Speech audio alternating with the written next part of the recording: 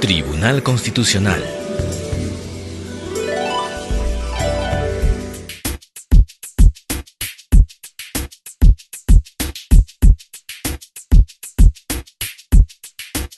Audiencia pública del Pleno Jurisdiccional del Tribunal Constitucional, Lima, 20 de julio de 2016, presidida por el magistrado señor Manuel Miranda Canales e integrada por los magistrados señores Óscar Urbiola Jani, Ernesto Blume Fortini, Carlos Ramos Núñez, José Luis Sardón de Taboada y Eloy Espinosa Saldaña Barrera.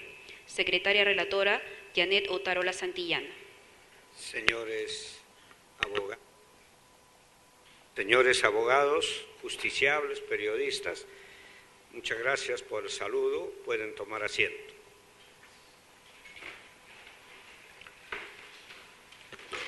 Se inicia las audiencias públicas programadas para la fecha.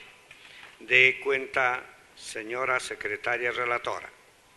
Señor presidente, muy buenos días. Señores magistrados, muy buenos días. Daré cuenta de las causas en las cuales se ha solicitado informe oral. Causa número 2, expediente 8476-2013, proceso de amparo, seguido por Hermilio Eusebio Gabe Martínez contra la ONP y otros. Señor presidente, solicita informe oral por la parte demandada el doctor Sandro Alberto Núñez Paz por Pacífico Vida. Señor abogado, puede hacer usted uso de la palabra a efecto de realizar el informe oral sobre la causa que está usted patrocinando. El Tribunal Constitucional lo escucha con la mayor atención. Muchas gracias, señor presidente. Ante todo, buenos días.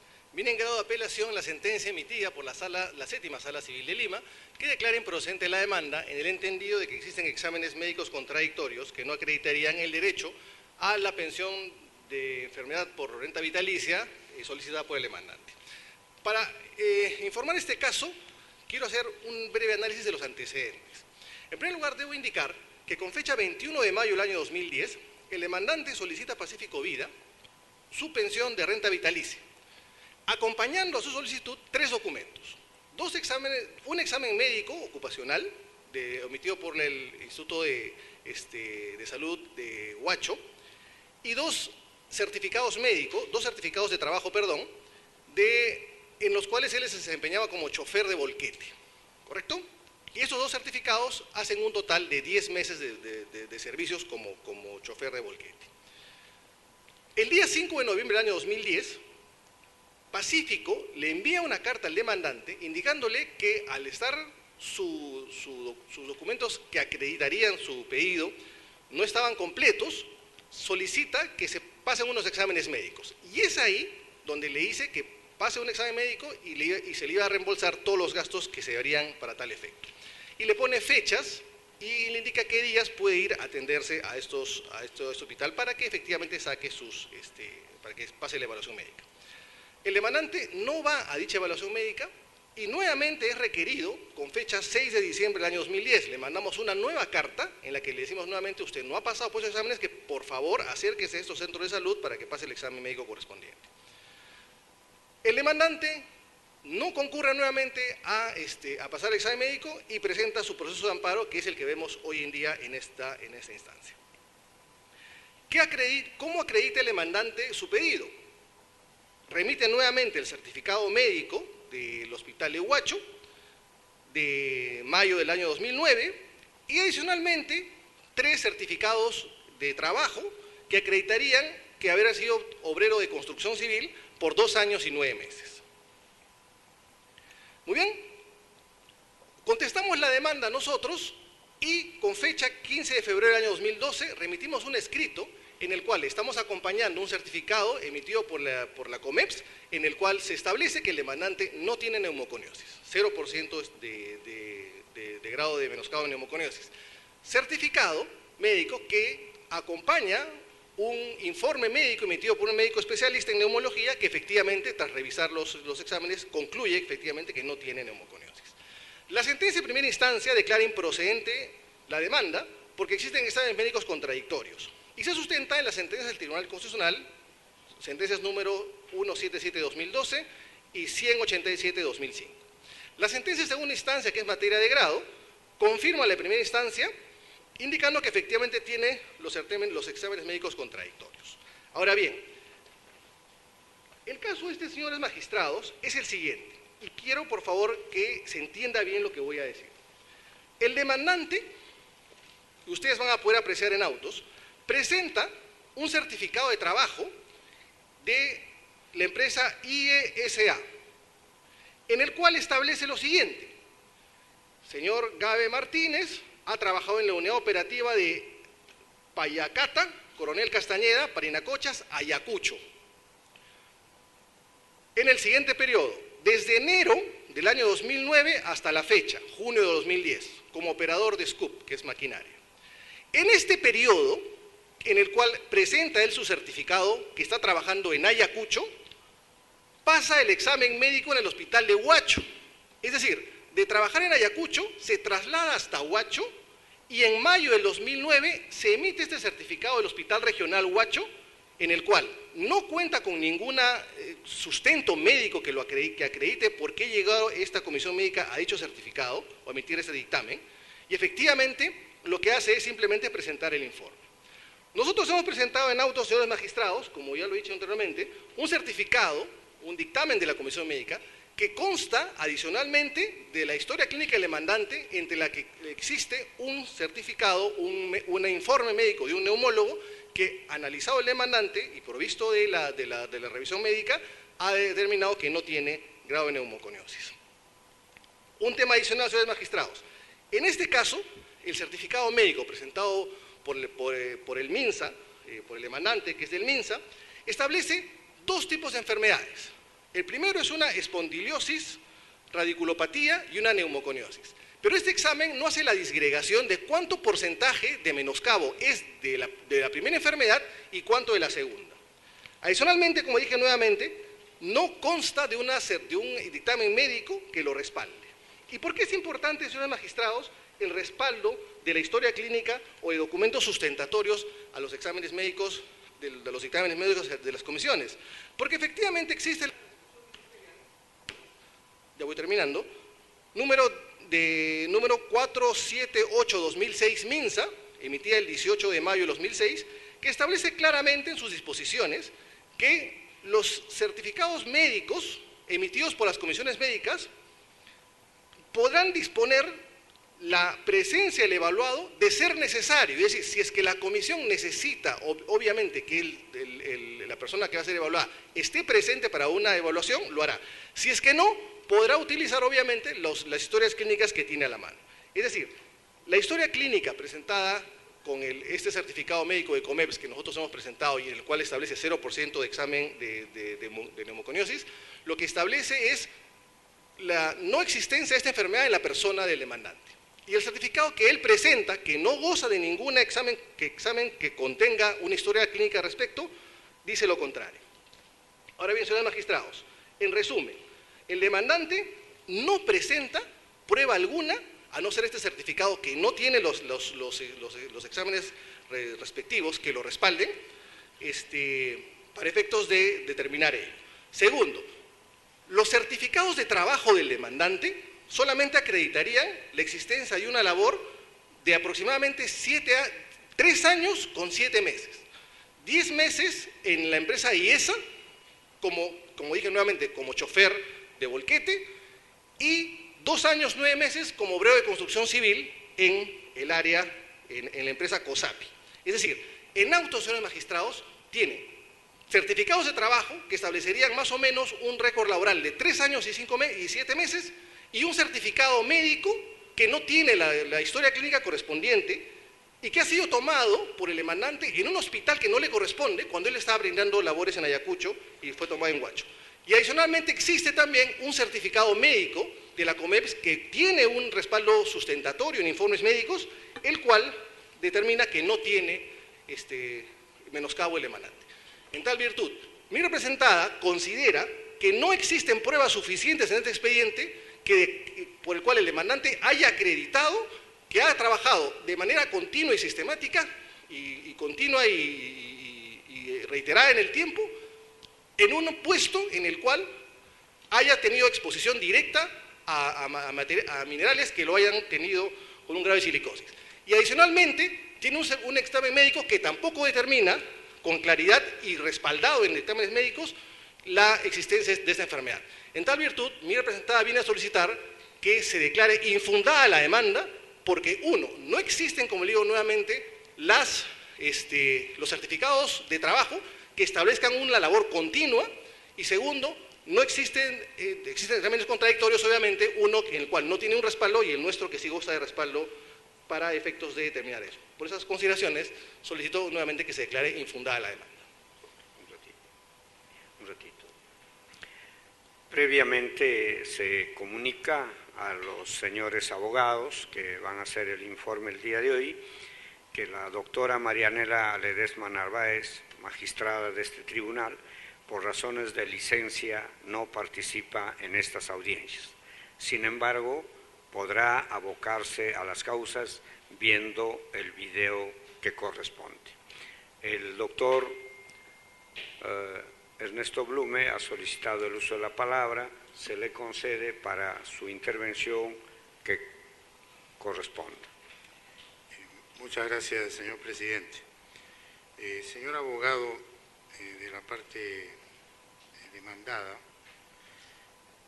quería su comentario respecto al informe corriente a fojas 3 de la Comisión Médica del Ministerio de Salud, que determinó que el demandante padece de espondilosis, radiculopatía y neumoconiosis, enfermedades que le han generado en total 58% de menoscabo global. ¿Qué opinión le merece ese instrumento corriente en autos? El certificado como tal, señor magistrado, es un certificado emitido por un hospital regional que, como dije nuevamente, no goza de un respaldo médico que lo acredite. Como dije nuevamente, la resolución esta del Ministerio de Salud, que es el año 2006 del MINSA, establece que estos certificados deben gozar o deben contener una historia clínica que los respalde. El certificado por sí mismo no nos dice mucho, simplemente hay un grado de menoscabo que establece tal situación. Pero para que este tenga validez, de alguna forma decirlo, tiene que mostrarse sobre la base de qué documentos han sido efectuados los miembros del comité han llegado a la determinación de que él tiene ese grado de menoscabo. Ya. Señor abogado, yo quería incidir en lo siguiente. Esta comisión médica que emite el documento de fojas 3 está integrada por profesionales, correcto, por médicos. ¿Qué elemento a usted lo lleva a descalificar la opinión de esos galenos para sostener que si no existe la historia médica no hay posibilidad de comprobar la incapacidad? Si se trata de médicos de una institución oficial que no han sido descalificados ni tienen, hasta donde por lo menos yo conozco, ninguna sentencia o de ningún elemento objetivo que descalifique su opinión. ¿Por qué presumir que esa opinión de estos señores médicos no tiene peso alguno y descalificarla? ¿Cuál es el argumento fáctico y el argumento jurídico para sostener tal aserto? Correcto, señor magistrado. Si me pide una opinión, digamos, respecto a este caso, yo le voy a decir que la única forma de verificar que este examen no está, digamos, sustentado en la debida forma es con la existencia de otro examen, que dice lo contrario. Entonces, aquí existen dos exámenes médicos contradictorios. Uno que dice que efectivamente son profesionales que han emitido un dictamen médico, que efectivamente son seguramente personas que uno de ellos inclusive es médico neumólogo, pero también existe otro certificado que también goza de la misma calidad de personas, que no tienen ningún cuestionamiento y que son efectivamente profesionales también médicos, que dicen lo contrario. Entonces, nosotros en todo momento, señor magistrado, hemos querido verificar, y esto lo demostramos con las cartas que le hemos mandado al demandante para que nos envíe, para que pase exámenes médicos, para llegar al fondo de la verdad. La intención de mi representada no es negar la pensión, al contrario, es llegar a la verdad y ver que esta persona tenga un certificado emitido por una entidad correspondiente que nos dilucide efectivamente si es que tiene o no la enfermedad. Bueno, mi última pregunta, yo no encuentro muy coherente la posición de una compañía de seguros que se supone está creada para atender coberturas y sobre todo de gente que está en condición física disminuida, de entrar a esta suerte de cuestionamiento de un documento oficial y presentar luego un documento contradictorio y a partir de ello sostener que el primer documento no es válido y que por lo tanto no hay prueba e imputarle la prueba a la parte más afectada. Ese es un argumento que no le pido que me lo conteste, pero sinceramente a mí en lo particular me desconcierta, porque se supone que las compañías de seguros están creadas para prestar el apoyo necesario a través de las correspondientes prestaciones cuando se produce una contingencia. Y este afán de una compañía de cuestionar una situación de disminución física acreditada, presentando otro documento para desvirtuar ese, para no pagar en ese momento, yo no la encuentro muy coherente y se lo digo con toda sinceridad. ¿Cuál es, en todo caso, ya para terminar, su explicación frente a esta posición? Porque esta compañía tiene que actuar bajo el principio de buena fe, creerle a los afectados, a los beneficiarios. Si el señor dice, yo estoy enfermo, he tenido todos estos padeceres y estoy en tal grado de incapacidad y lo prueba documentalmente, ¿por qué la compañía, en lugar de creer eso, presenta otro documento, desvirtúa y al final incumple una obligación que está prevista y que es de responsabilidad social dentro de un Estado constitucional? ¿Cuál es esa lógica? Perfecto, señor magistrado. Muchísimas gracias por su pregunta y me da pie para explicarle justamente este tema. En la solicitud que él presenta a Pacífico para el otorgamiento de la pensión, que la presentó el 21 de mayo del año 2010, él presenta 3 documentos, como mencioné. 2 de ellos son certificados de trabajo por 10 meses de labores y un tercer, el certificado médico sin la acreditación, como le dije, documental que lo acredite. Entonces, con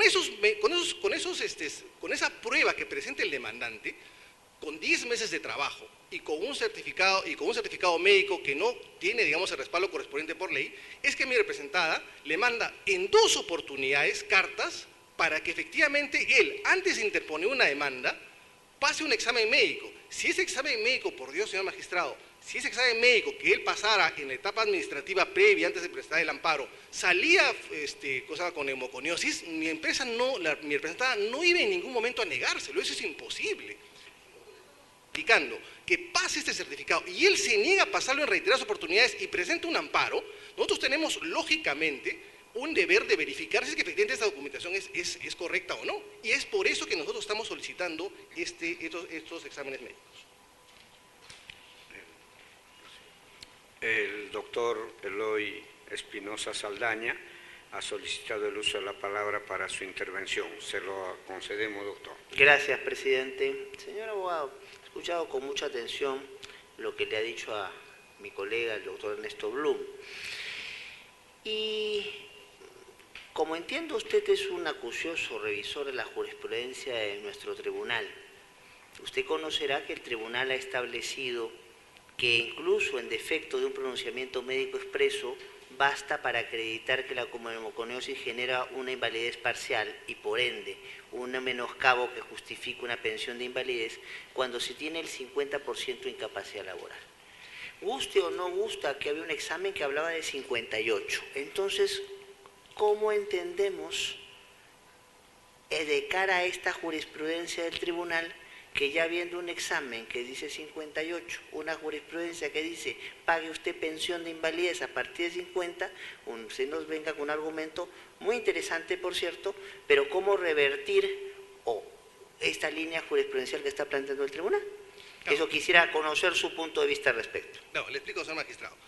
Obviamente la jurisprudencia del tribunal establece claramente lo que usted menciona, pero también establece que debe demostrarse en el transcurso del proceso de amparo, si es que el demandante estuvo expuesto en su periodo laboral a efectivamente polvos que generen el menoscabo referido. Pero ahí voy, disculpe que lo interrumpa, en el mismo tenor de la pregunta que le ha hecho el magistrado Blume, pero en la prueba que se le ha hecho, ¿no es acaso por una prueba que puede considerarse un documento público? ¿Por qué vamos a considerar que un documento público hay que estarlo contrastando y contrastando varias veces porque no le convence a una empresa aseguradora? Entonces, ¿dónde está la validez de un documento público, si su propia existencia no nos va a convencer. Entonces, hay algo allí que quisiera que me explique su argumento. O sea, tengo un documento público que dice 58. No, es que tengo que acreditar el documento público. Entonces, la jurisprudencia del Tribunal Constitucional me dice 50, pero no me satisface el documento público que ya me está diciendo 58. No sé, le pediría a tal caso, no ahora, sino por escrito, con un alegato, para poder justificar mejor esto. Gracias. Sí, básicamente, doctor, justamente sobre ese punto quiero decir que ese documento público está o debe ser efectuado en virtud a esta resolución ministerial. Y lo que dice esta resolución ministerial es que esos documentos públicos, por sí solos, digamos, no deberían tener el mérito correspondiente, porque esos certificados médicos tienen que tener un respaldo en la historia clínica. Entonces, lo que nosotros pedimos es, no es que estemos negando o denunciando que estos son irregulares. Lo que estamos haciendo es que ese documento, para que sea actualmente acreditado, tiene que venir con una historia clínica que lo respalde. Usted es un buen laboralista, pero el derecho, lo que está usted hablando, cuando habla de un documento público, está hablando de derecho administrativo. Y hay un principio de veracidad y otro principio de verdad material en cualquier documento público. Cuidado. Entonces, no porque un reglamento lo diga. Principios de la Ley General de Procedimiento Administrativo establecen que un documento, en principio, lo que dice se asume como cierto. Entonces, cuidado. Por favor, por escrito me explica esto y lo conversamos mejor. Gracias.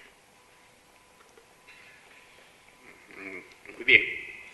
Con el informe oral del señor abogado de la parte demandada, vista la causa, queda al voto. Dé cuenta del siguiente expediente, señora relatora secretaria. Causa número 13, expediente 2375-2014, proceso de amparo, seguido por Juan Ernesto Raimundo Rivera Castañeda, seguido contra la Superintendencia Nacional de Administración Tributaria, SUNAT. Señor presidente, solicita el uso de la palabra por la parte demandante el doctor Luis Burgos Encarnación, por la parte demandada el doctor Fidel Santiago Rodríguez Paredes.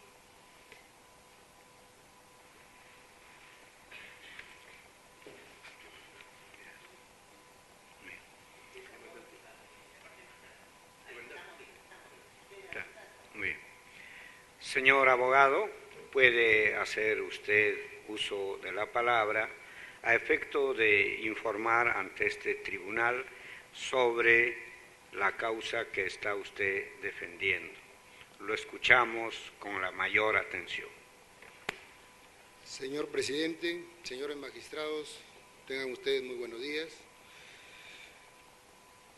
La presente causa nace de dos resoluciones de cobranza coactiva, ¿no?, realizadas en el mes de diciembre, 21 y 27 del mes de diciembre del 2012, donde al accionante, el señor Juan Rivera Castañeda, se le afecta su único ingreso, que eran los ingresos de locación de servicios por cuarta categoría,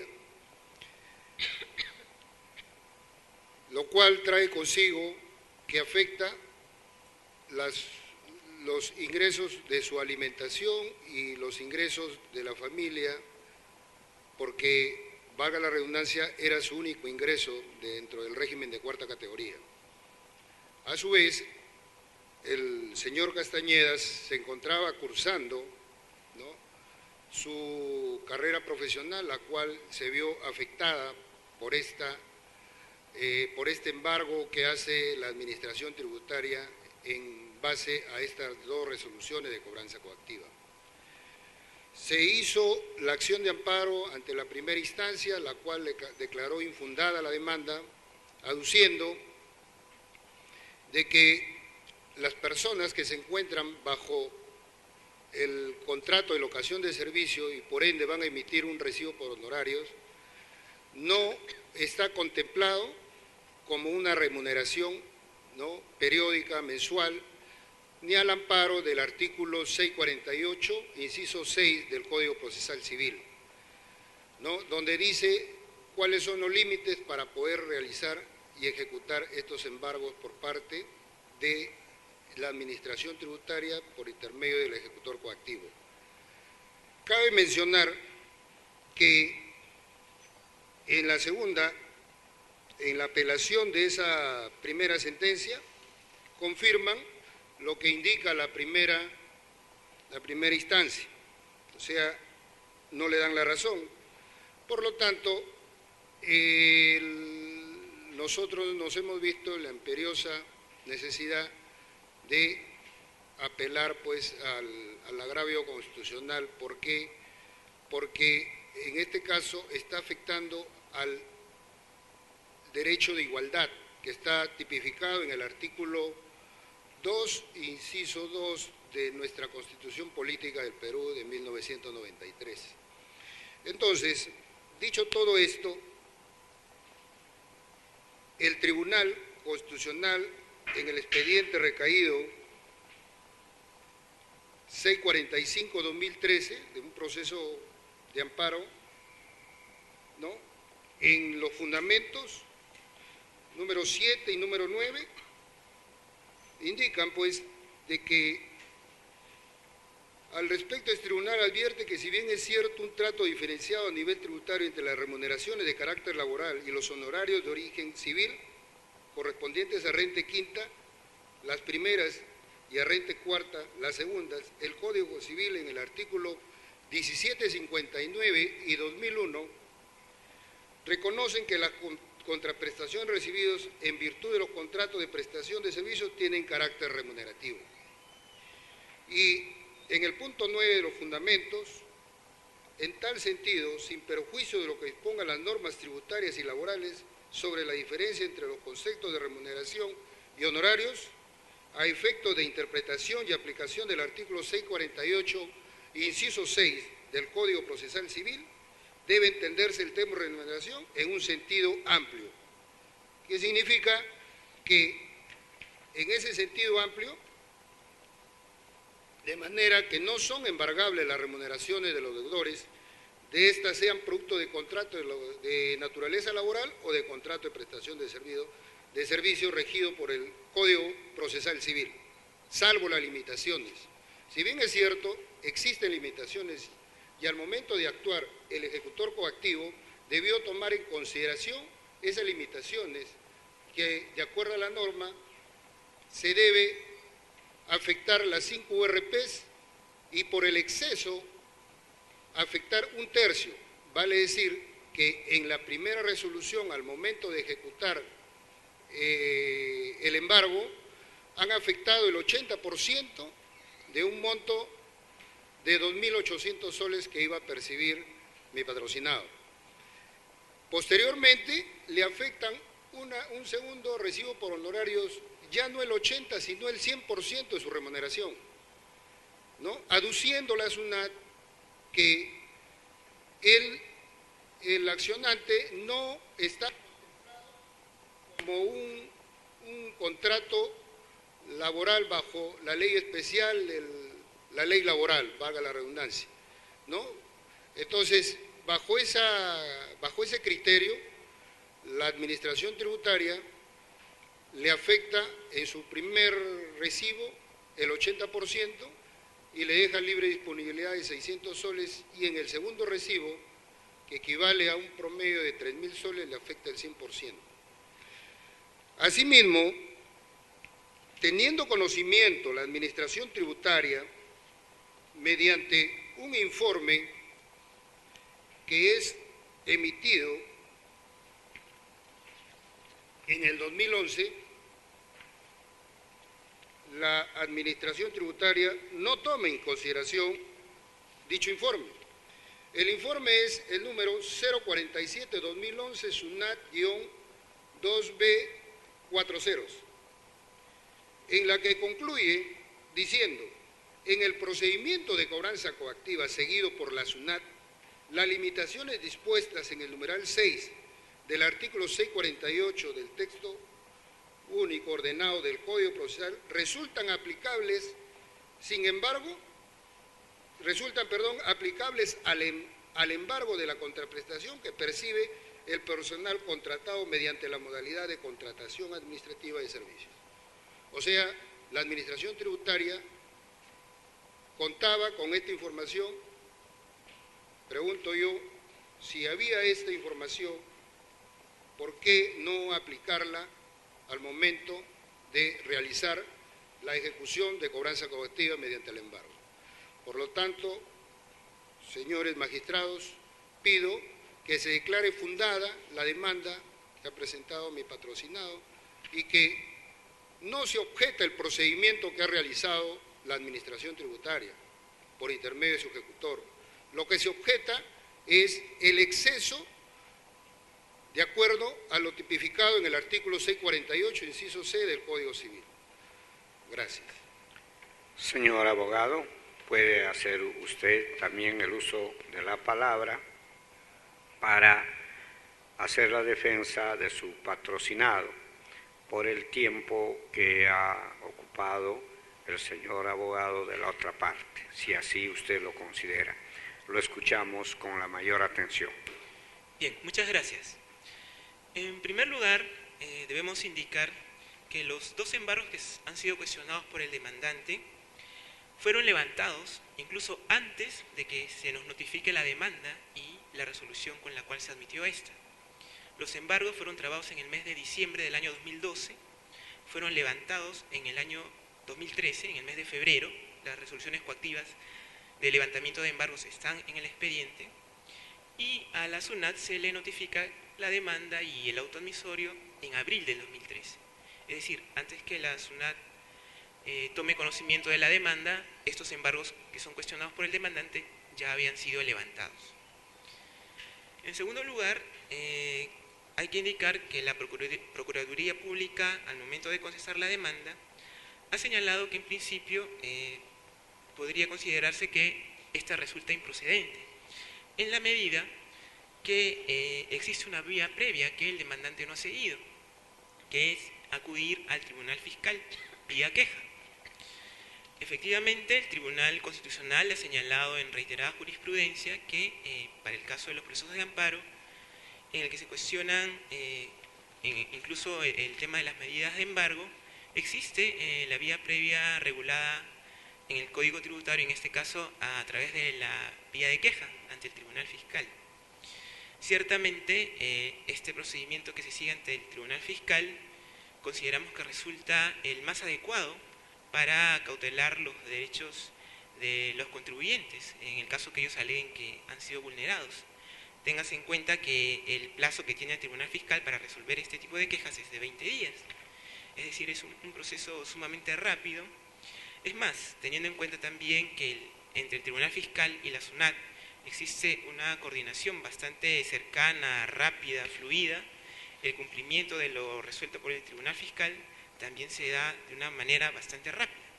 Entonces, teniendo en cuenta esto, y que ya existe pues, el criterio del Tribunal Constitucional, que la queja es la vía previa administrativa que debe seguir quien considere que sus derechos han sido vulnerados, debería declararse improcedente la demanda. Cabe indicar también que en la contestación de la demanda, la Procuraduría Pública de la SUNAT ha señalado que hay que tener en cuenta que una vez trabada la medida de embargo, es en este caso el tercero, el retenedor, el que está obligado no solamente a hacer la retención, sino que en el caso exista una imposibilidad de hacerla, por ejemplo, en este caso, es decir, en el que existen normas que regulan los montos máximos que se pueden embargar, el tercero retenedor debería informar la imposibilidad de efectuar una retención. Eso está regulado en el artículo 118 del Código Tributario. Eso es todo, muchas gracias. Bien. Los señores magistrados, doctor Eloy Espinosa Saldaña, el magistrado doctor Ernesto Blume y el magistrado doctor José Luis Ardón han solicitado el uso de la palabra y en ese orden se le va a conceder en el orden que hemos mencionado. El doctor Espinosa Saldaña. Gracias, presidente. Mi preguntas van básicamente al abogado procurador de la SUNAT. Algunas precisiones. En primer lugar, no siempre es necesario agotar la vía previa, hay excepciones al agotamiento de la vía previa.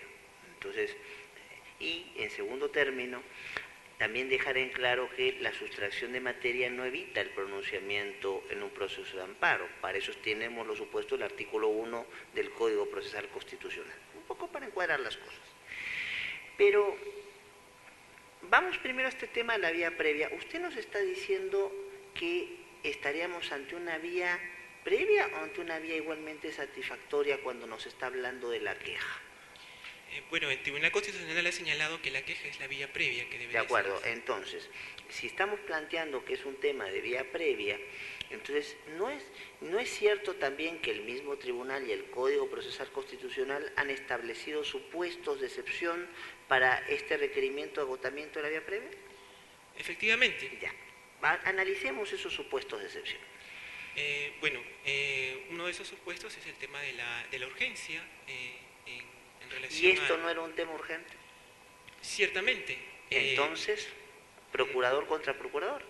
No, lo que sucede es que si analizamos en los hechos, en la realidad, en la práctica, cuál finalmente resulta la mejor vía precisamente en ese sentido, es decir, me está mezclando vía previa con vía igualmente satisfactoria. Estamos hablando que usted está hablando de la perentoriedad de la vía previa. Entonces lo que estamos hablando es de urgencia, estamos hablando de un peligro que tiene que ser cierto e inminente. Si el peligro es cierto e inminente, yo me puedo dejar de lado una vía previa por no exigibilidad. Yo le pediría entonces, si no lo puede hacer ahora, por escrito claridad en ese punto. Vamos entonces a otra cosa que le quiero preguntar. Vamos entonces a una... Finalmente, este es un caso sobre igualdad. Y esta persona en particular, este señor Rivera Castañeda, si mal no equivoco el nombre, en realidad, ¿es o no es? ¿Tiene o no tiene la misma situación de un trabajador independientemente de que aparezca con el nombre del locador? Aquí habría que señalar en principio que el demandante no se presentó ante la SUNAT luego de trabajar esos embargos a señalar si él era un trabajador o si los ingresos que él percibía tenían o no la calidad de remuneración. Pero convengamos que es un punto importante de análisis, ¿verdad? Ciertamente, ¿no? Para determinar ese... Porque justamente lo que se está discutiendo es igualdad. Y si hay una desnaturalización del contrato de locación y es realmente un trabajador, esto tiene efecto para analizar si un terto en comparación y si estamos en una situación de igualdad. Claro. No es un asunto menor. Sí, pero como le comentaba, la SUNAT no tenía conocimiento de eso, porque es más, en el proceso la SUNAT también ha señalado que lo que el demandante dijo cuando se apersonó ante el ejecutor coactivo, ante la SUNAT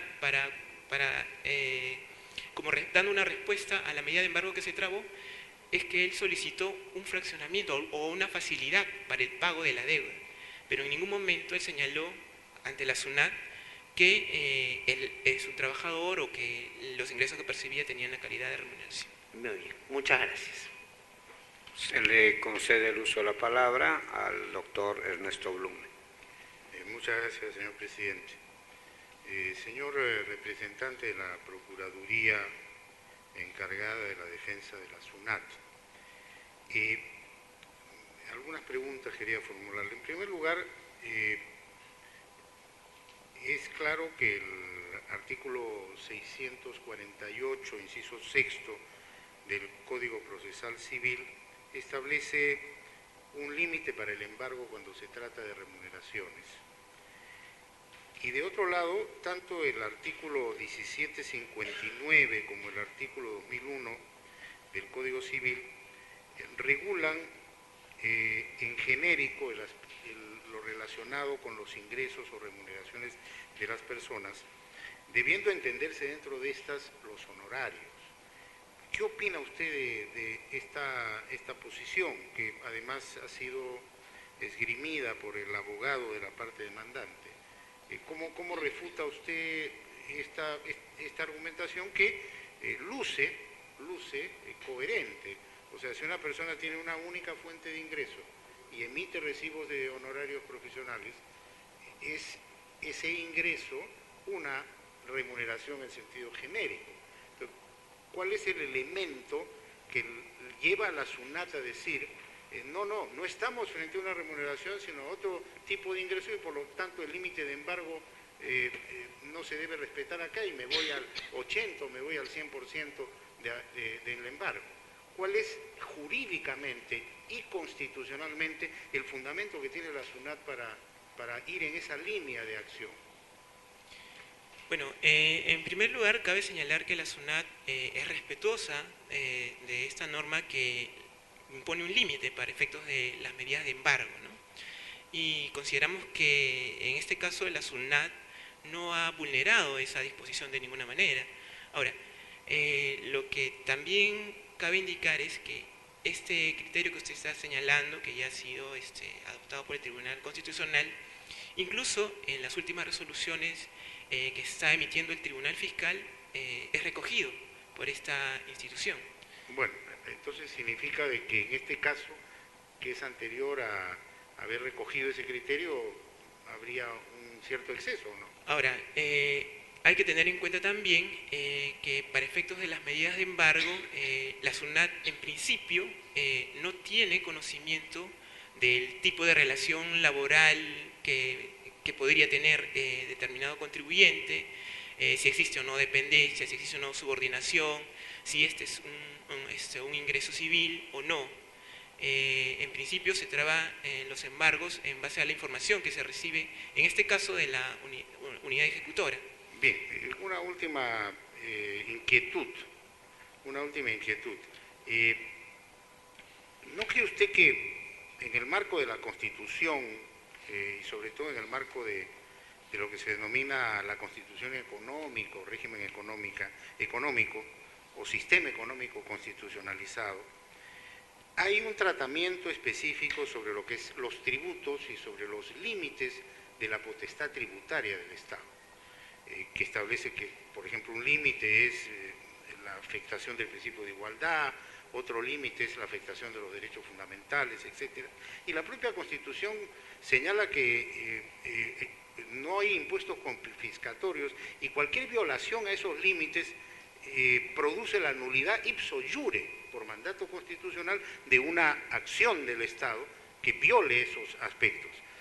Entonces yo creo que dentro de una lógica constituyente, el ente recaudador del tributo y que además es acreedor, y que además detrás de eso está, que es generalmente quien hace los proyectos de decretos legislativos para regular la materia tributaria, debería ser cuidadoso, ¿no? O sea, si bien puedo embargar, y veo que es una persona que tiene honorarios, cuidar ese aspecto y no tomar una medida, ir al exceso y esperar que el tercero le reporte que no puede embargar el total, sino hasta tal tope.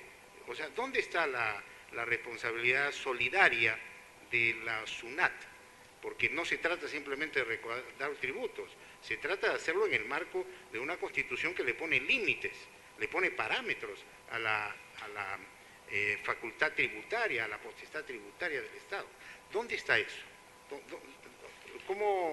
¿Por qué accionar en esa forma y por qué no ser cuidadosos por parte de la SUNAT para evitar este tipo de problemas que al final llegan directa o indirectamente al tribunal? ¿Por qué no tomar los cuidados necesarios? No se trata simplemente de recaudar, sino hay que ver si estamos frente a personas que tienen honorarios, ver en todo caso cada caso y ahí accionar. ¿Cuál es la lógica que mueve a una conducta de esta naturaleza al ente recaudador de los tributos de los peruanos? La SUNAT es respetuosa de esos límites, tiene muy claro esos límites.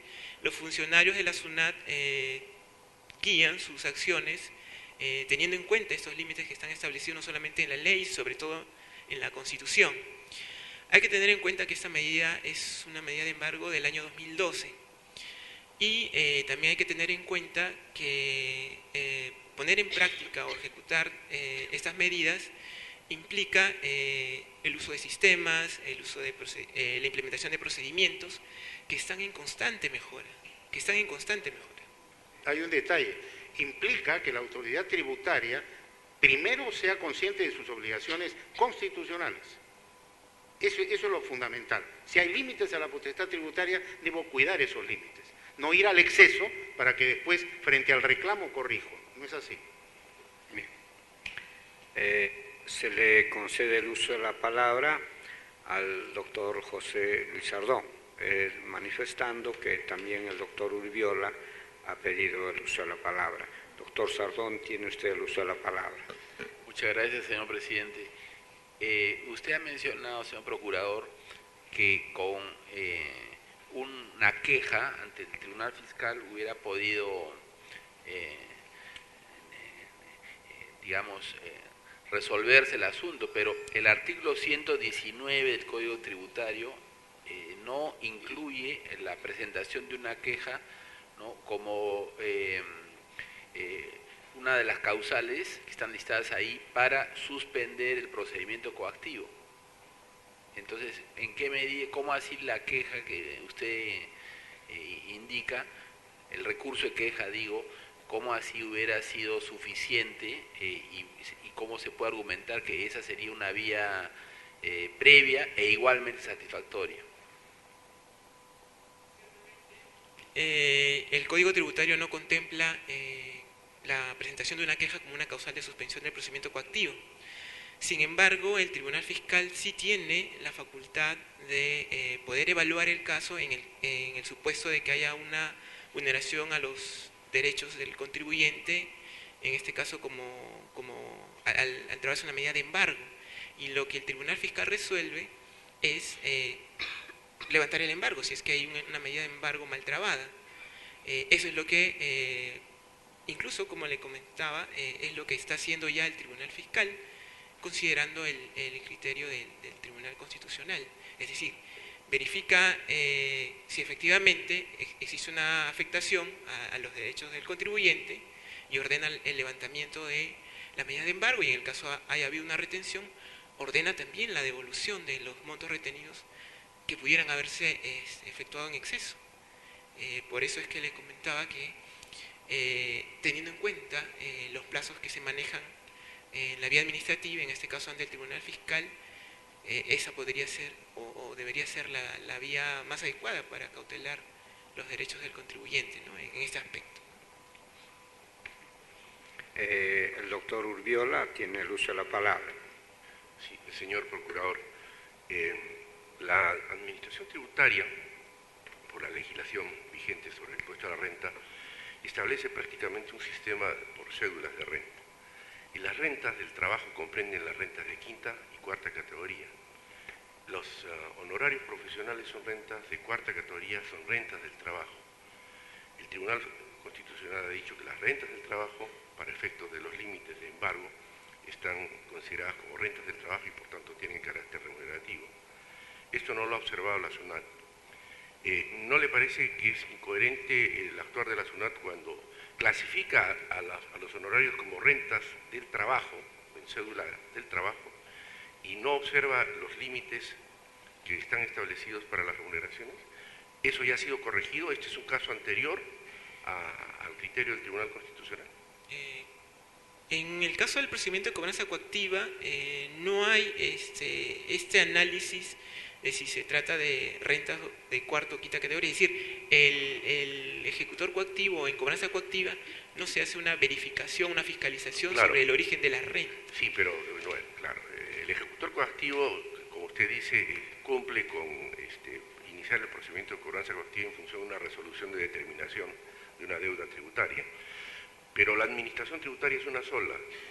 En todo caso, el problema se origina en la misma administración cuando emite una resolución de determinación, cobrando una deuda tributaria y ejecutando una medida cautelar sobre remuneraciones que tienen su origen en el trabajo y que, por tanto, según el criterio del Tribunal Constitucional ya establecido, deben tener el mismo tratamiento a fin de no afectar el principio de igualdad al que tenemos derecho todos los peruanos. Eso es todo, señor presidente. Con el informe oral de los señores abogados, vista la causa, queda al voto. De cuenta, señora secretaria relatora, del otro expediente. Causa número 15, expediente 3830-2014, proceso de amparo, seguido por Jorge Arquímedes Arévalo Ramírez contra la Oficina de Normalización Previsional. Señor presidente, solicita el uso de la palabra por la parte demandada el doctor Javier Paitán Martínez por la ONP. Señor abogado, puede hacer usted uso de la palabra a efecto de realizar el informe oral ante este tribunal sobre la causa que está defendiendo. Lo escuchamos con la mayor atención. Señor presidente, muy buenos días. Señores magistrados, muy buenos días. El presente caso viene en grado de recurso de agravio constitucional interpuesto por el señor Jorge Arquímedes Arévalo Ramírez, en adelante demandante, quien pues solicita la inaplicación de la resolución número 422 IPS, emitida en el año 94, que le denegó el otorgamiento de pensión jubilatoria en la modalidad reducida establecida en el artículo 42 del decreto ley 19990, y asimismo por la indebida aplicación, en su caso, de las modificaciones del decreto ley 25967. En principio, en el presente caso se debe dejar constancia de que mediante resolución número 82358 del año 2004, expedida por la Oficina de Normalización Previsional, el demandante accedió a una pensión de jubilación en la modalidad reducida. En ese sentido, el demandante, al interponer la demanda en el año 2011, desconoce o no señala en su escrito de la demanda esta resolución mediante la cual se le había otorgado ya la pensión solicitada. Es así que en sentencia de primera instancia, así como de segunda instancia, se declara infundada la misma, la pretensión, debido a que el demandante ya viene percibiendo una pensión de jubilación en la modalidad que solicita. Es así pues que, siendo el derecho de la seguridad social, específicamente en esta prestación principal que es la pensión, un derecho fundamental cuyo acceso está establecido previamente al cumplimiento de ciertos requisitos legales, es que la ONP, en cumplimiento del artículo 42 del decreto ley 19990, al cumplir el señor 60 años y al tener más de 5 años pero menos de 15, se le otorga la pensión solicitada. Pero el demandante desconoce ello, aún ello interpone la demanda, el cual, como ya le he venido señalando, ha sido declarada infundada en las dos instancias. Ahora, sin embargo, nosotros creemos que el demandante interpone esa demanda por una observación que hace al artículo 7 del decreto ley 25967, el cual pues establece que a partir del 1 de enero del año 1993, la Oficina de Normalización Previsional, ONP, será la encargada de calificar y otorgar las pensiones que correspondan en este decreto. Sin embargo, debemos dejar constancia de que mediante un pronunciamiento interior de este Tribunal Constitucional, la sentencia número 3107 de 2004, se estableció que la aplicación del artículo 7 del decreto ley 25967 es el dispositivo que establece de manera general las atribuciones de la Oficina de Normalización Previsional. Por tanto, no implica la vulneración ni agravio alguno de un derecho pensionario. En ese sentido, señores magistrados, teniendo en consideración de que el demandante ya viene percibiendo una pensión en la modalidad solicitada y desconociendo ello, solicitamos que la demanda sea declarada infundada en todos sus extremos.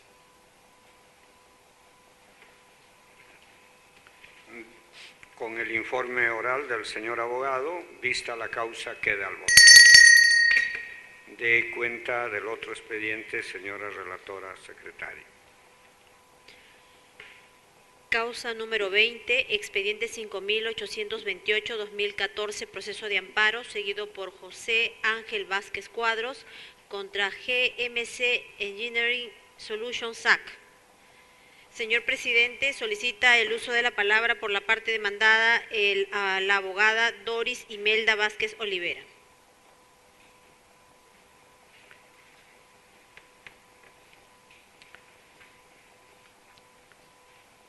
Señorita abogada, puede hacer usted uso de la palabra a efecto de realizar el informe oral ante este tribunal sobre la causa que está usted defendiendo. Lo escuchamos con la mayor atención. Ante todo, con todo respeto, muy buenos días, señor presidente, miembros de este pleno. En el presente caso, venimos a discutir la aplicación que viene en agravio la sentencia de vista expedida por la Cuarta Sala Civil, donde señala la no reposición en el centro de labores del demandante José Ángel Vázquez Cuadros. A manera de inicio vamos a poder presentarles los argumentos, cómo se llevaron a cabo estos hechos, ¿no? El demandante, que el señor José Ángel Vázquez Cuadros, mantuvo con mi representada un contrato laboral de trabajo, con fecha iniciándose el periodo de labores el día 8 de agosto del 2011, culminando el 7 de agosto del 2012. En dicho contrato se estableció un periodo de prueba de 12 meses, ¿no? El cargo que venía ocupando el señor era de gerente de administración y finanzas. De acuerdo al artículo 10 del decreto legislativo 728, los periodos, las partes pueden establecer o ampliar el periodo de prueba por 12 meses según el cargo o según la confianza o de dirección que se le establezca. En este caso es importante señalar que el demandante tenía bajo su cargo las áreas de administración, finanzas, contabilidad y el área de recursos humanos. Que si bien la parte demandante alega haber sido despedida de manera arbitraria, nosotros sustentamos en este momento que el contrato de trabajo se extinguió de mutuo acuerdo, ¿no? Donde se puede apreciar de los argumentos de los hechos que obran en el expediente. Si bien es cierto, el señor empezó a laborar con fecha 8 de agosto del 2011, culminando desvinculándose del centro de labores el 8 de noviembre del mismo año 2011, generándose 3 meses de trabajo, cuando en el contrato de trabajo establecido con ambas partes se habían acordado un periodo de prueba de 12 meses por el cargo que venía ocupando. Es por eso, señores, que en este caso nosotros venimos con nuestros argumentos a hacer de que se tenga por buena acogida la sentencia de vista de segunda instancia, donde declara infundada el recurso de amparo, ¿no? Y de acuerdo, y se le solicita a este pleno, declare infundada el recurso de agravio constitucional de acuerdo a los argumentos que obran en el expediente y de acuerdo al artículo 27 de la Constitución Política del Perú, donde señala el despido arbitrario, siendo en este caso que no se llevó a cabo un despido arbitrario, sino una desvinculación por mutuo acuerdo. Por lo tanto, solicitamos se declare infundado el recurso de agravio constitucional. He escuchado el informe de la señorita abogada, vista la causa, queda al voto. De cuenta del otro expediente, señora relatora secretaria. Causa número 22, expediente 64-2015, proceso de amparo, seguido por Isabel Bellido Vázquez de Vera, contra la Oficina de Normalización Previsional. Señor presidente, solicita el uso de la palabra por la parte demandada el doctor Javier Paitán Martínez.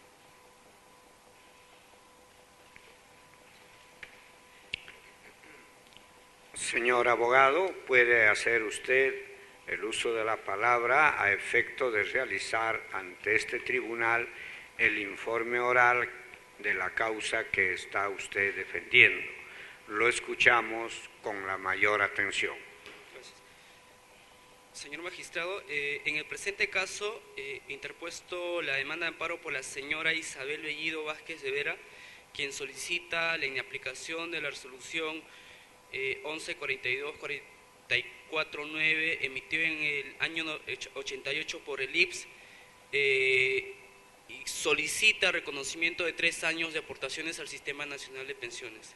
En el presente caso de autos, como se podrá advertir, no hay discusión alguna respecto a la validez de las aportaciones, sino solamente se discute el tema de la acreditación de los mismos. Al respecto, debemos señalar o debemos tener en consideración la sentencia, el precedente vinculante emitido por el Tribunal Constitucional, la sentencia 4762 del año 2007, asimismo como las resoluciones o la jurisprudencia que se emitió posteriormente y que complementan las mismas.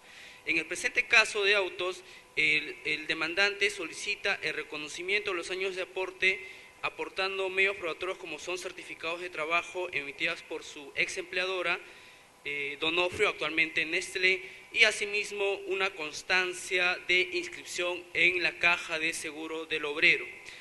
Al respecto, debemos señalar que en primera instancia la demanda fue declarada infundada y en segunda, revocando la sentencia primera, fue declarada improcedente, debido a que se ha constatado, solamente teniendo en consideración la constancia de inscripción en la Caja de Seguro Social Obrero, de que el demandante se inscribió en el año 1941, específicamente el 9 de enero, y no en el año 1938.